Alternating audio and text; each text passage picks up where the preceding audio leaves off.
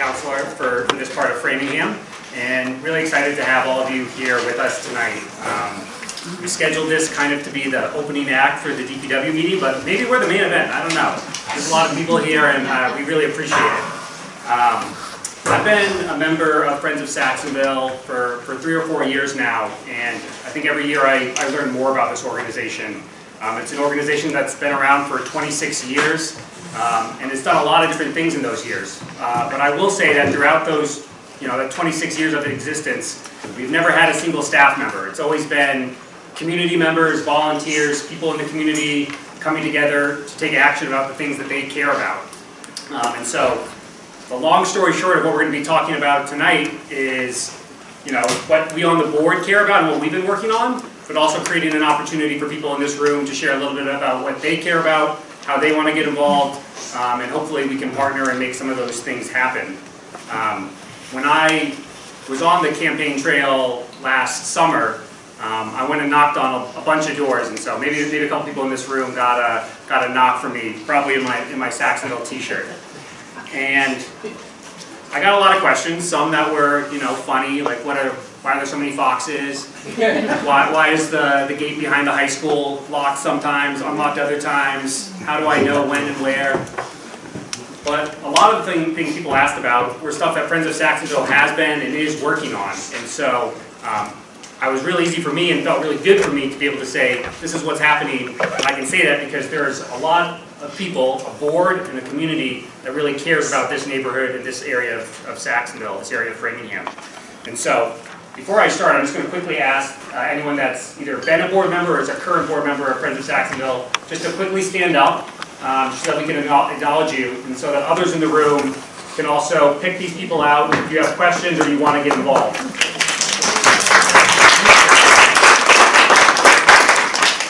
That is going to be our main call tonight, that you get involved.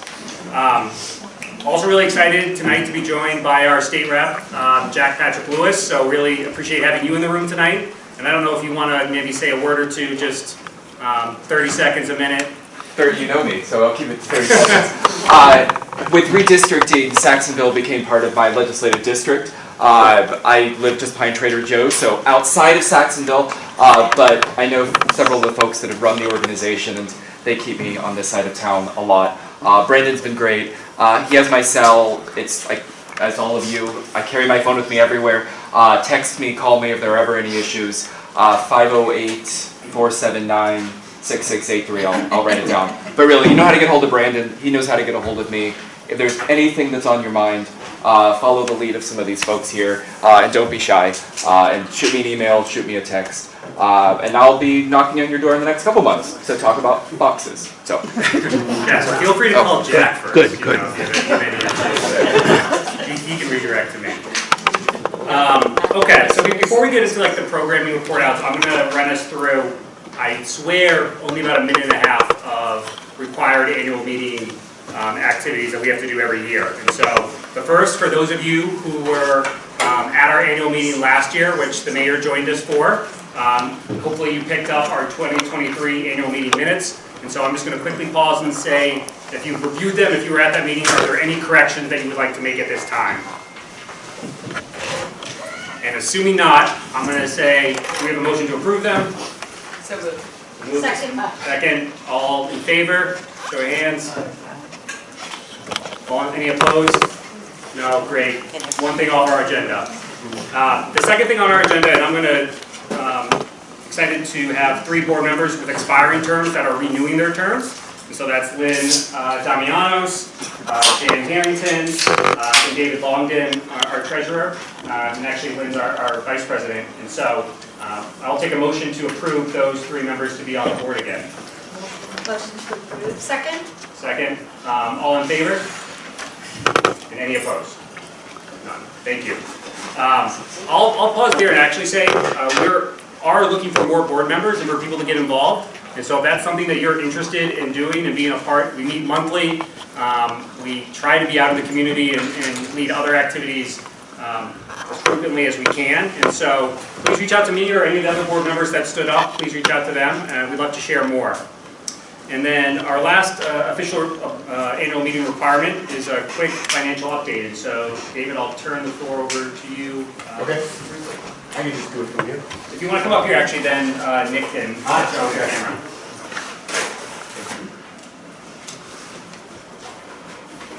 Okay, our financial report. The organization is doing well. After our fiscal year, which ended on April 30th, we have approximately $23,000 in our checking account and approximately $200,000 in our Fidelity account. That goes up and down with the market. Our income for the year was about $12,000 and expenses about $14,000. So expenses were higher than income. Most of our income is from membership, advertising, contributions, and a small amount from our item sales, t-shirts and cups and glasses and things. Most of our expenses are for newsletter, printing, distribution, and creation.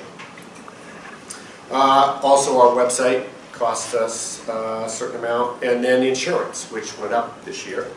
And our Discover Saxonville 25th anniversary event was probably our biggest expense over the last year. And we sort of broke even.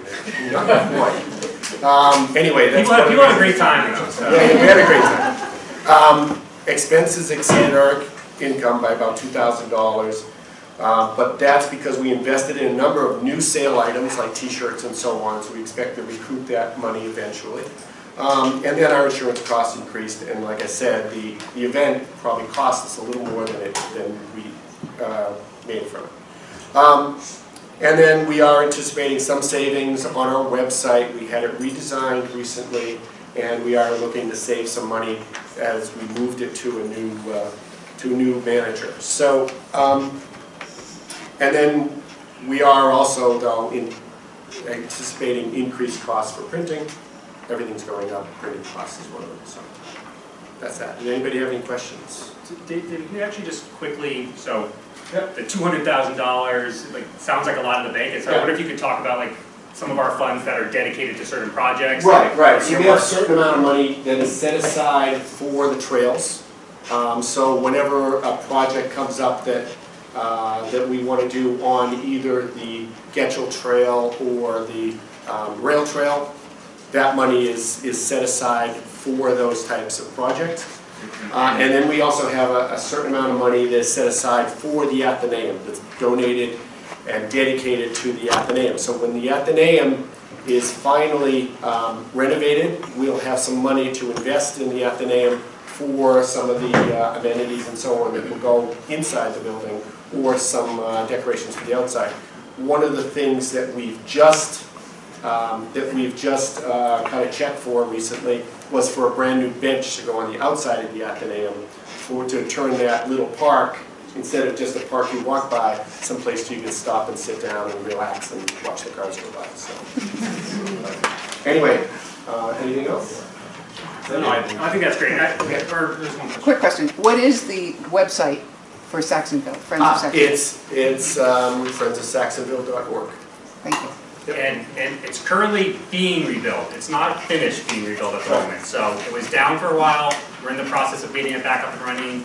Hopefully, within the next month, it'll be fully functional again, accepting donations. People can sign up to be members. That's not currently the case with it, which is a little, it's taken longer than we were hoping. But yeah, friendsofsaxonville.org. So.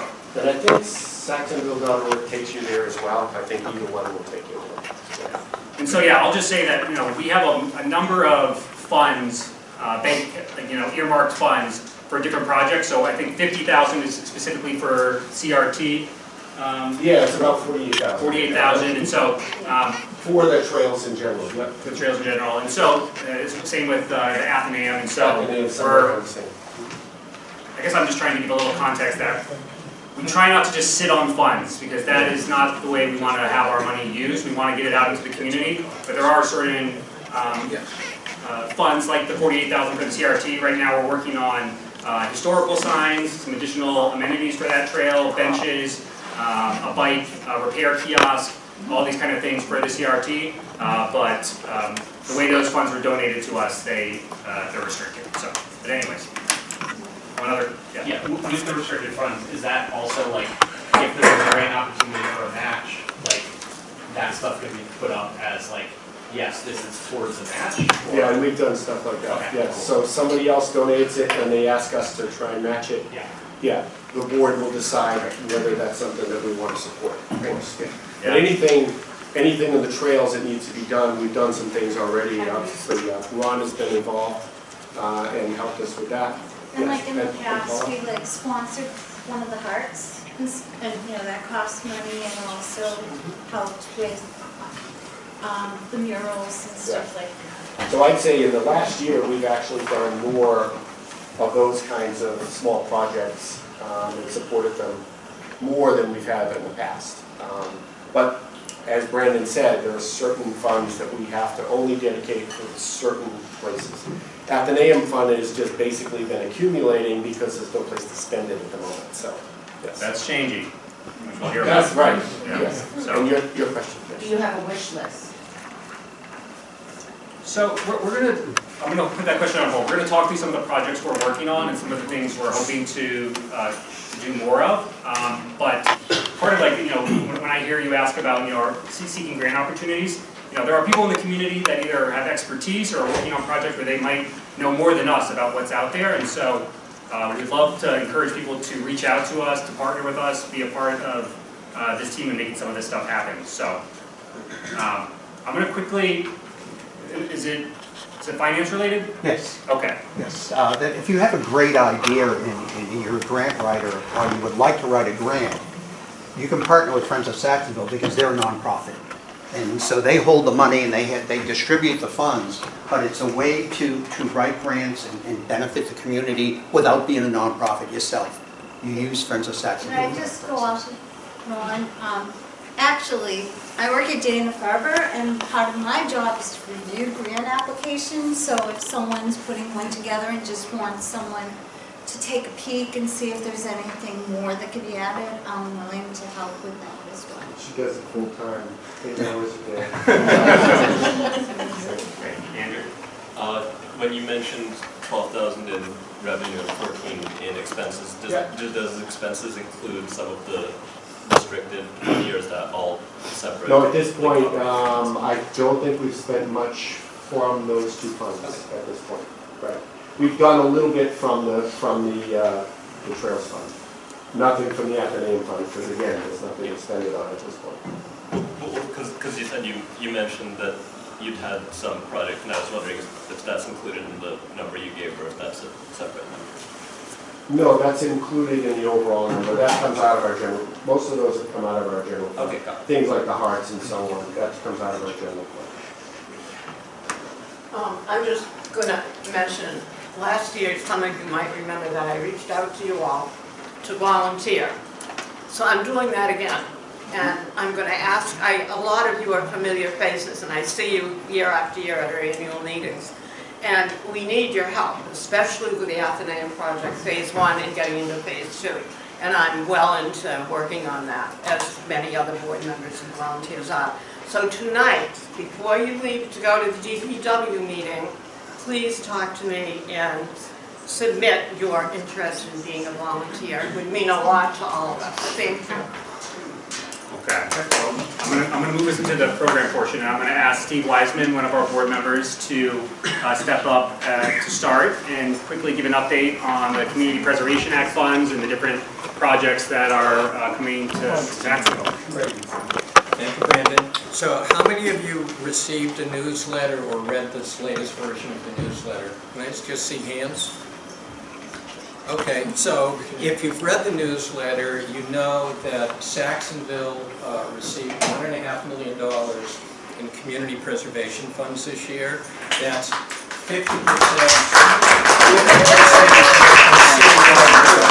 And I wanted to talk a little bit about the 4 projects. So project number 1 is the Athenaeum. So as many of you know, Friends of Saxonville was founded to preserve the Athenaeum, and we've been working on that for 25 years. And finally, this year, we have traction. the CPA awarded $500,000 for Phase 1 of the Athenaeum restoration. Phase 1 will deal with the exterior of the building. The Athenaeum is under a historic preservation restriction that's held by the Mass Historical Council, and the city has not been living up to its obligations over the last nearly 30 years on that. So this is step one. We're going to bring it up to the preservation standard that was committed to. We're going to fully weatherize the building. We're going to replace all the doors and windows. We're going to repair the roof. We're going to repair a lot of the architectural features. We're going to strip the clapboards, put up new clapboards, and paint them in historic colors.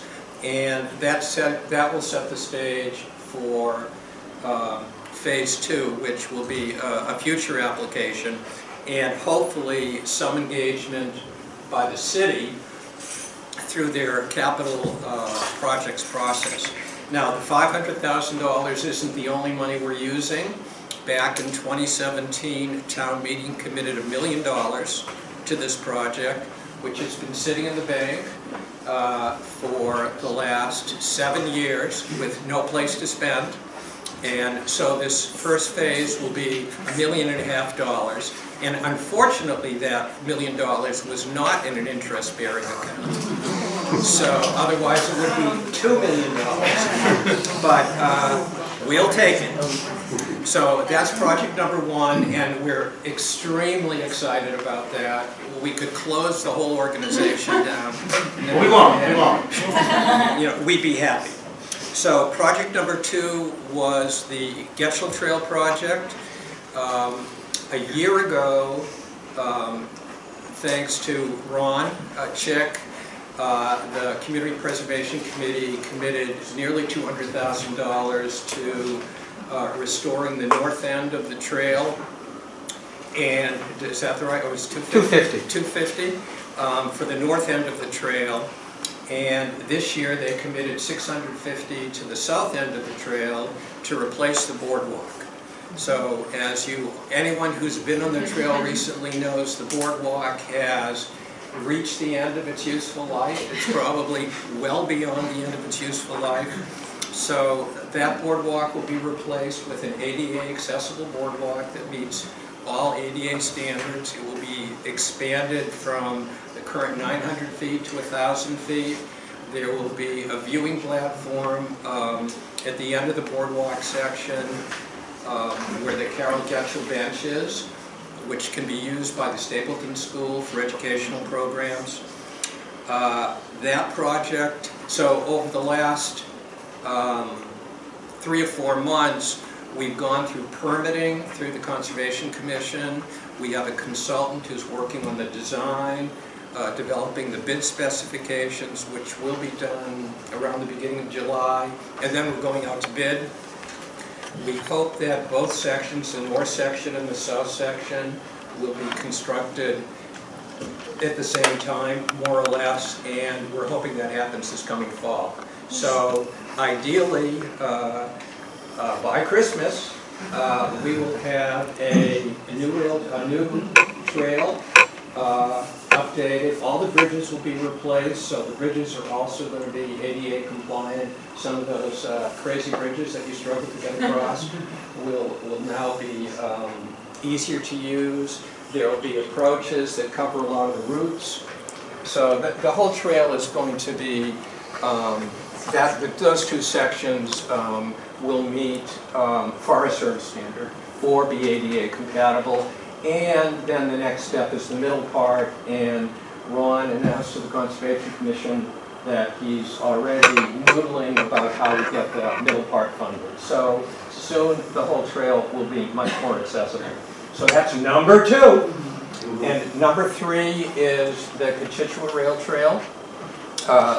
Around $39,000 in funding for dealing with invasive plants, dealing with erosion, and then planting native species.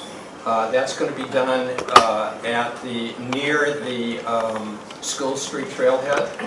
So that's a big project. And the last project is a major rebuild of Reardon Park in the Oaks. The CPC has committed $500,000 to that project. The total cost of that project is $2.5 million to upgrade playground equipment and do a bunch of other stuff. That project was dropped, unfortunately, at the end of this process from the city budget for this next year. So one of the conditions the Community Preservation Committee put on the grant was that if the city didn't reinstate it in the budget for FY25, which starts in July, they're going to pull back that grant and ask them to reapply next year, when hopefully it's included in the FY26 budget. I don't think there's any question that the Community Preservation Committee will fund it again, but that's the status with that. So that's where the $1.5 million comes from. Steve, can I just say a couple things about Reardon? Sure. So, the Reardon project was originally, there were a number of community meetings okayed on the capital budget for about $3 million. And this year, the mayor, in collaboration with the parks director, decided they were going to scale that back to something a little bit more reasonable. And so because of that, the project is not funded this year. But I've sat down with the parks director. They've committed that it's still on their, the plan for next year. There's hopefully going to be a community meeting where people can come together and once again give their input on this new park design. I think it's really important and great that the CPC gave the $500,000 this year. It shows that the CPC is committed to that project. It makes it easier for the city council, the mayor's office, and the city to say yes to the project as well. And so really hopeful that that project's going to take place next year. I'm going to keep pushing for it. I mean, as anyone who knows, it's a park that is used way more than you would imagine for a park of that size. And so fingers crossed, next year it's going to get funded again by CPC and it'll be funded by the city. So. Yeah, and I think it was indicative of how much the CPC supports it, that knowing there was some question about funding, they still were willing to commit $500,000 of their budget to this project. So the last thing I wanted to talk about was McGrath Square.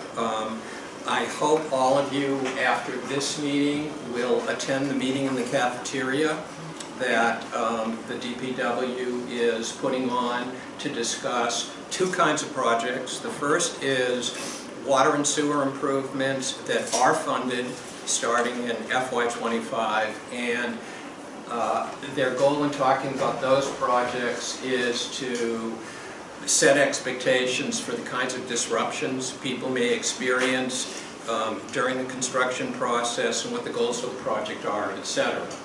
That project is a done deal at this point, fully designed.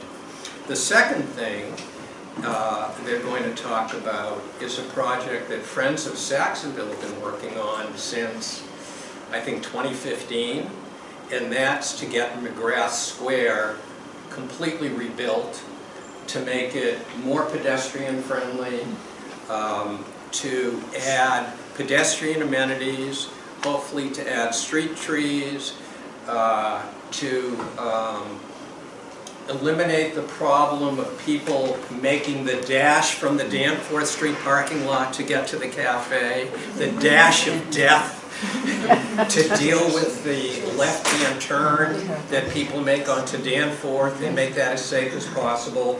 So anyway, that's the purpose of the second half of that meeting. There will be a presentation by their consultant and by DPW staff, and they're going to ask for input, and then we'll talk about process and what happens next. The drawings are currently at 85%, which is almost complete design.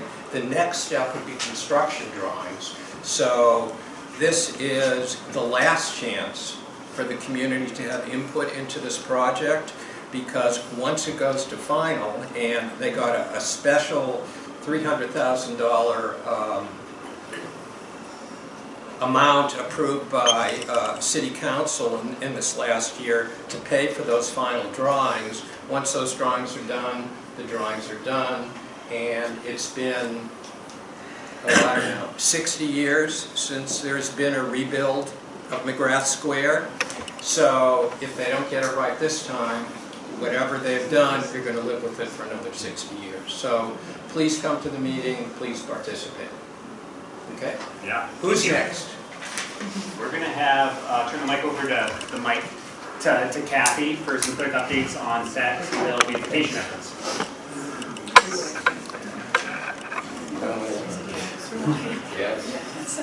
To the front, come on.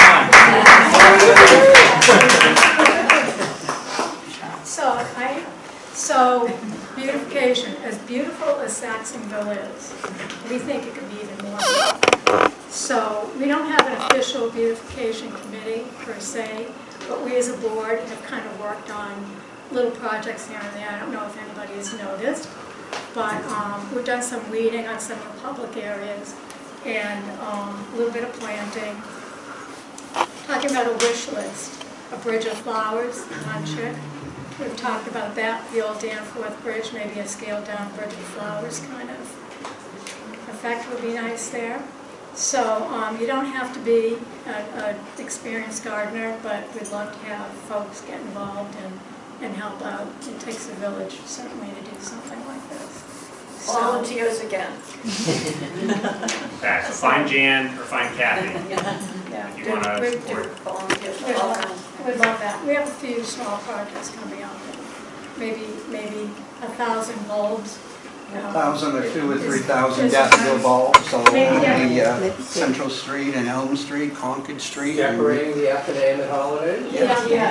So maybe seasonally. So we'll start slow. We have a lot of ideas. So love to have your input and manpower. So thank you. Thank you, Kathy.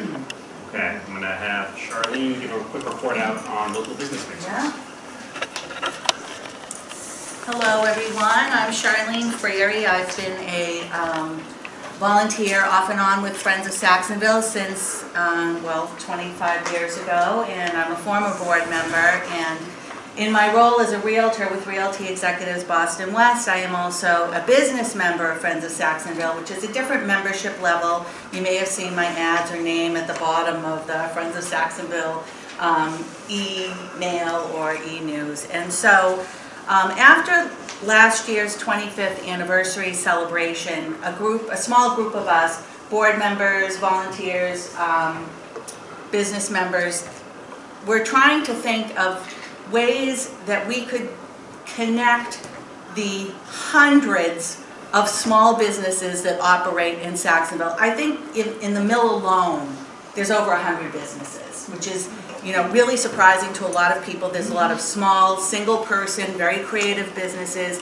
and we're all kind of doing our own thing, with our heads down and trying to make it, right? So, from a Friends of Saxonville perspective, what we wanted to try to do was to provide a vehicle for small businesses to be able to come together, meet each other, connect, learn about each other, share, support, collaborate, all those wonderful things. So we started last December with our very first business mixer, and we held it at Framed in Time. It was lovely. In March, we held our spring mixer at Fireseed Art Studios. This coming September, we're going to be at Heart City Health Cafe, which is a new business in the Old Path Village. And coming up in June 6th, we are going to be at Impact Metro West. Peter, do you want to just stand up and introduce yourself for a second so you recognize Peter? How you doing, guys? So yeah, I run a training studio, which is all about health, fitness, longevity in the mills. I've been there 11 years, and probably none of you guys even know who we are. Probably my fault, because I was always cut up as the one-man crew, and now I have a great team around me. And we're all about, not bodybuilding, we're all about getting bodies and minds happier and healthier, really bringing back the fundamentals of human movement and injury reduction, split specific, losing weight, just feeling better about yourself. So just wanted to reach out and connect with everybody, and thanks, I appreciate that. You're welcome. So the June mixer, and there is a flyer back there with the other handouts, is going to be a little bit different because it's not just for business owners. This event is actually open to the public. And Peter has connected with a number of other wellness businesses, and it's your opportunity to go there, meet some of those businesses, get some health and wellness tips.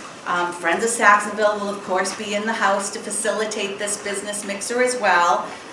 So please tell your friends, your neighbors, your family members, and if you are a small business owner, we'd love to have you join us at the mixers. If you know a small business owner in Saxonville, please tell them about our initiative because the more the merrier for this. So thank you so much. Peter, do you call yourself Garden Wellness? Excuse me? Is that a different business, Garden Wellness? That's a spa. Yes, they just, like, they opened up a few months ago. We're collaborating with them because they're all about health, longevity as well, I thought you so. were, yeah. Okay, thank you. Okay, thank you, Charlene. I'm going to turn the floor over to Lynn Damianos. Hello, everyone. So I'm going to talk to you about what's going on in the Saxonville Mills. I have my photo studio there, and we are having a big celebration coming up on September 20th and 21st. Make sure it's the right dates, yes. So we are going to be celebrating our 200th anniversary of the mill, and on Friday night there's going to be a ticketed cocktail party with a fundraiser to a local charity.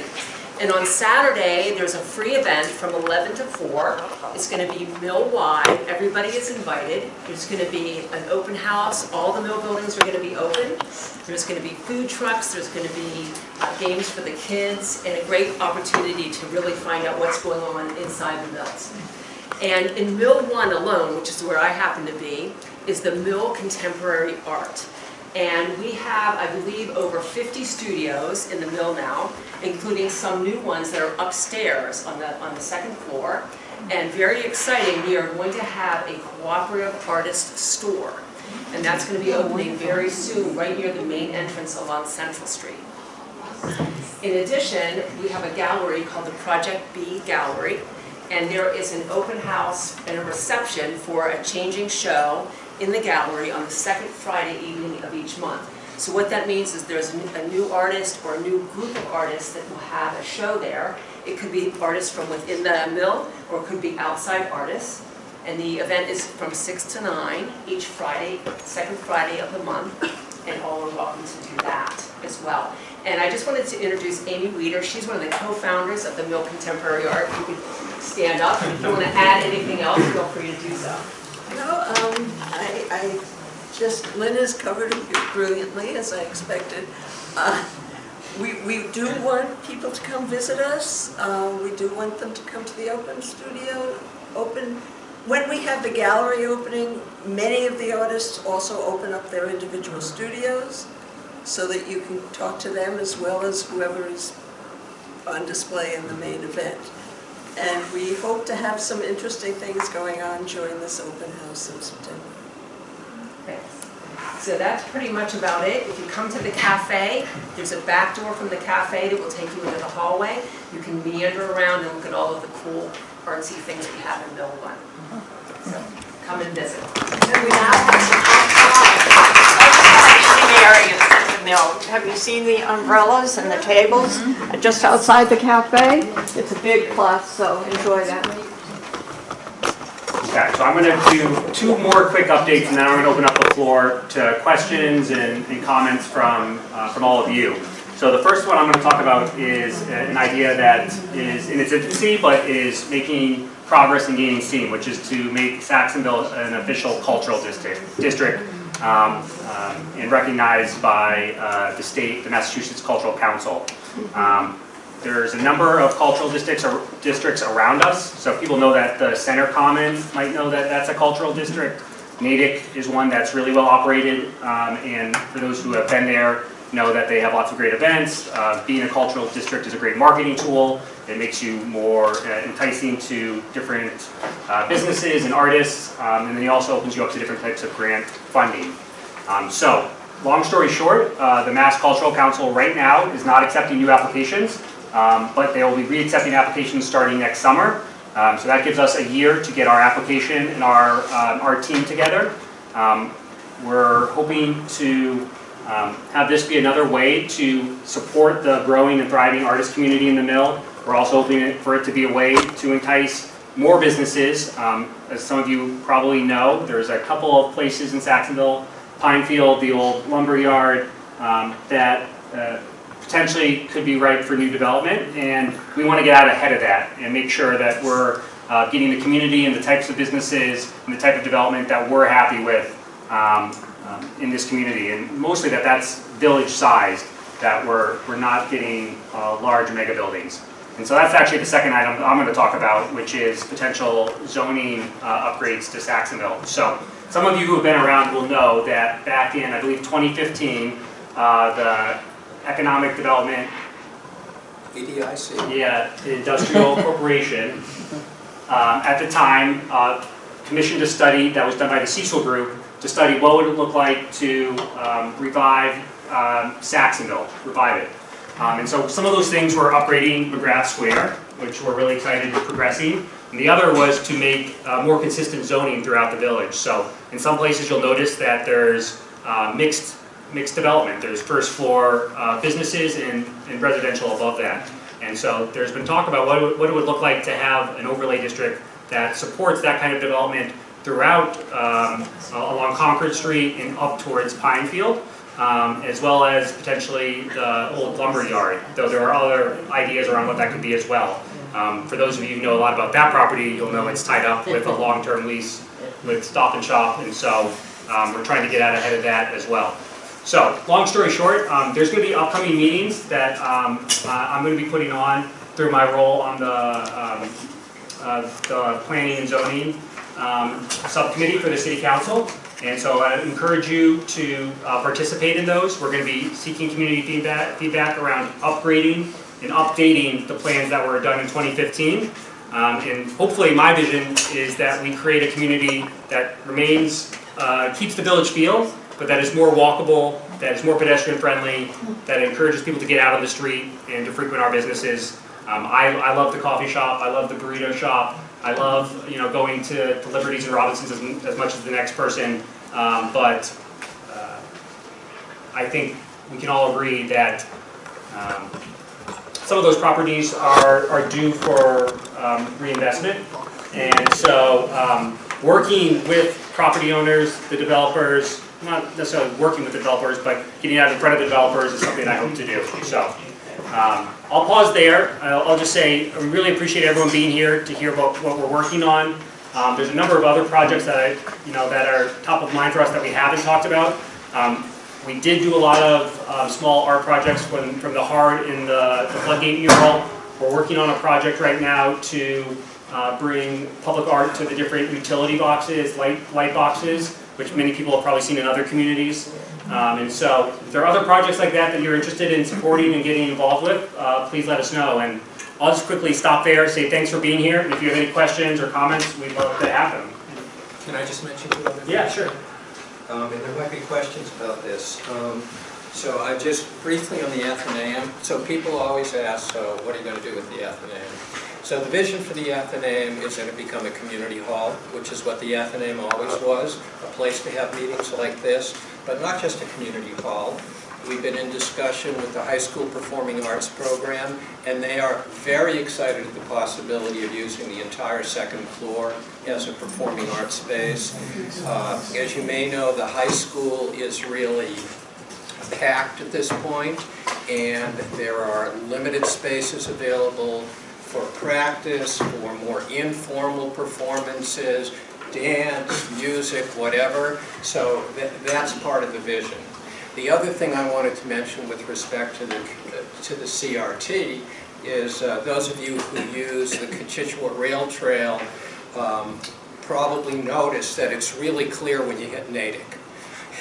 There's a real difference in terms of the amenities, and one of the things we're working on is to try to put together a set of like amenities in the Framingham section, which will include the same kinds of historical exhibits or presentations that they have in the Natick side, so there's more continuity, and we can use the CRT to tell the Saxonville story.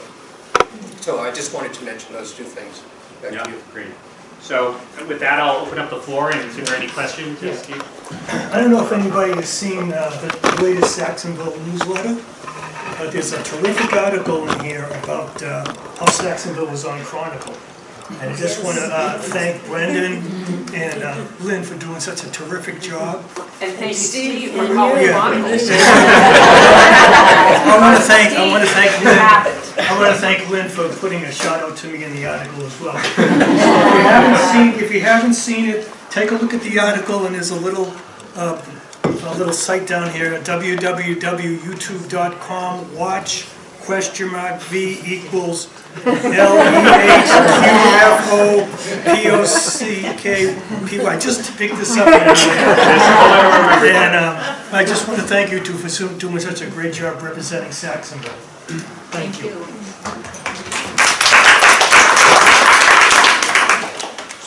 Hi, can I just say thank you to everyone in this room. I never heard of the Athenaeum before tonight. I left Framingham 49 years ago after finishing the high school up the street and didn't plan on being back. And my mom, Joan Goldstein, was the librarian on the south side of town. Right.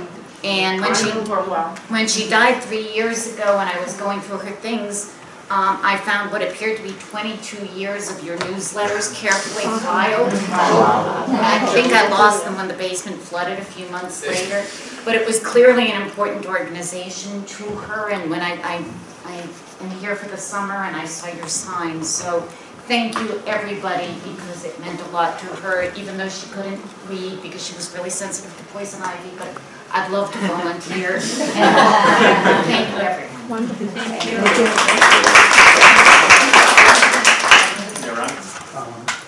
People know the intersection of Water Street and Central Street by the dam. That park area, that pocket park, is actually owned by Saxonville Mills. Parks and Rec mows the lawn, the garden club does planting. Last week, DPW took out all the invasive trees that are on the riverside of the wall there because they actually undermine the dam and so on. And that's been a project that I've been working on for a couple of years.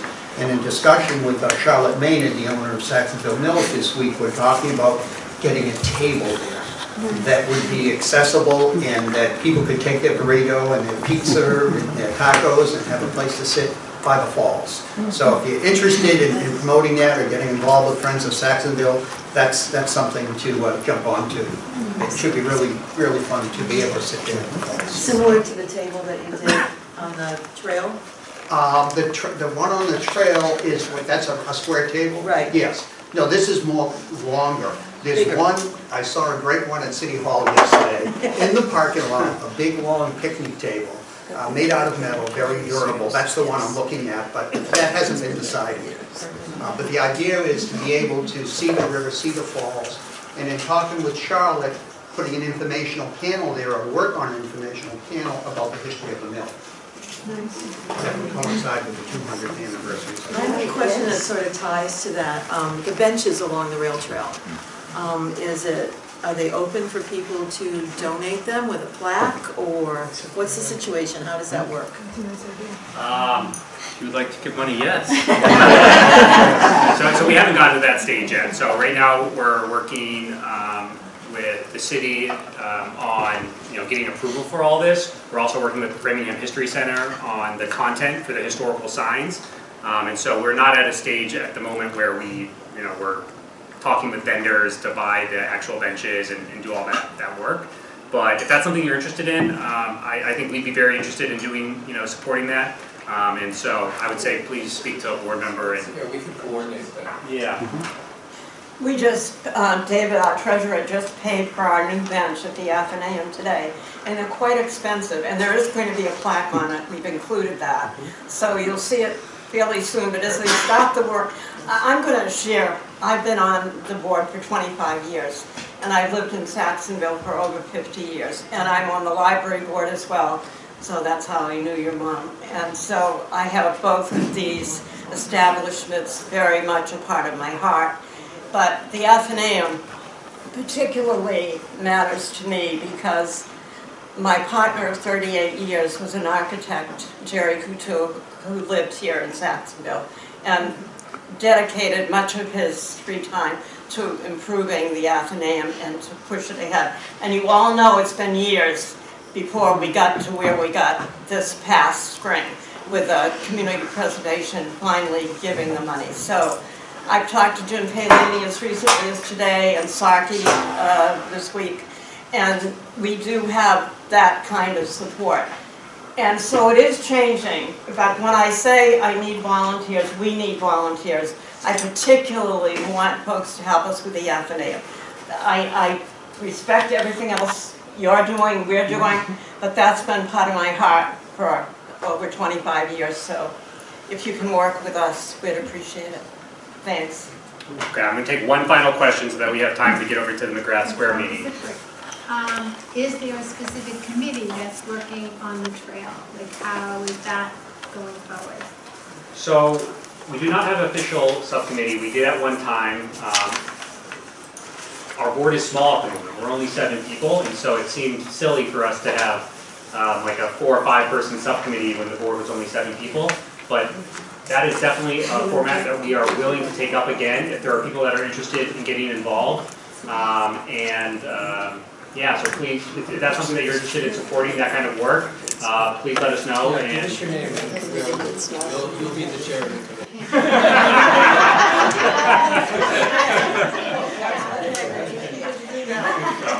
okay. So Brandon, can I just say, anybody that wants to volunteer for anything, put your name down and what you're interested in. Yeah. Please. And I just mentioned it, I don't think we mentioned it yet, but because we only have 7 board members, we do have a couple openings for board members, so if somebody does want to, is interested in volunteering for that, we can certainly talk to them. Please. Thank you for being here. I hope you'll all go to the McGrath Square meeting. And have some refreshments before you go, so we don't have to